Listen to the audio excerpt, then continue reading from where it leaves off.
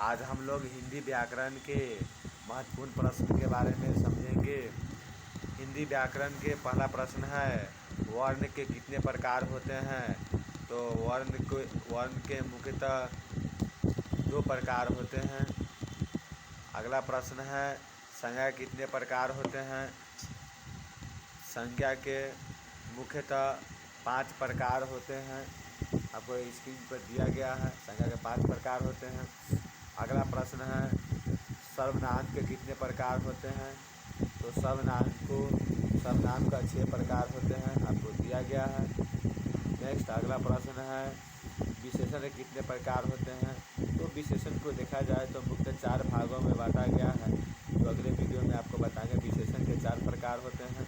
विशेषण कितने प्रकार होते हैं? विशेषण के 4 प्रकार होते हैं। अगला प्रश्न है, वचन के कितने प्रकार होते हैं? तो हिंदी व्याकरण में वचन के मुख्यतः 2 प्रकार होते हैं, वो देखा गया वचन के 2 प्रकार होते हैं। हिंदी व्याकरण में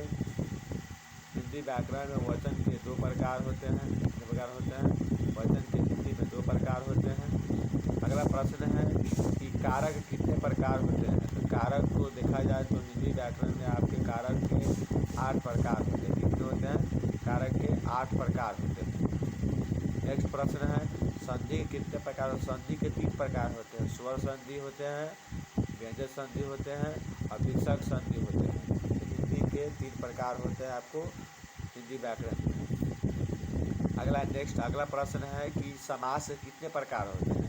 तो देखिए, समास के मुख्यतः 6 ही प्रकार होते हैं, लेकिन एक नए समास का ज्वाइनिंग किया गया जो बिहार बोर्ड में पूछे जाते हैं। तो समास के आपको जो जब भी पूछे जाएंगे तो आप वहाँ पर 6 नहीं मारकर आप 7 मारेंगे, क्योंकि 7 एक नए समास आया हुआ है जो आपको हिंदी व्याकरण में ऐड किया गया। हिंदी व्याकरण के 7 प्रकार होते हैं।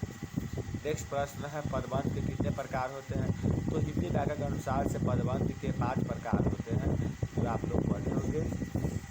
नेक्स्ट अगला प्रश्न है, जो बहुत बोलता है उसका एक शब्द क्या कहलाता है? तो जो बहुत बोलता है तो बचाल नहीं। देखिए ऑप्शन में इसमें आपको क्या करना है कि अलग अलग से ऑप्शन को देखकर ही टिक मारेंगे। तो हिंदी में क, ब, च इसका मात्रा अलग अलग हो जाता है, तो इनमें से कोई नहीं आंसर सही होगा, क्योंकि इसका वाचाल होता है ना कि बचाल होता है। नेक्स्ट प्रश्न है, अगला प्रश्न है कि जो सब कुछ जानता है उसका एक शब्द क्या होगा? यहाँ पर एक शब्द का अनेक शब्द दिया गया, जो सब कुछ जानता है वह सर्वज्ञ कहलाता है। क्या कहलाता है? सर्वज्ञ कहलाता है।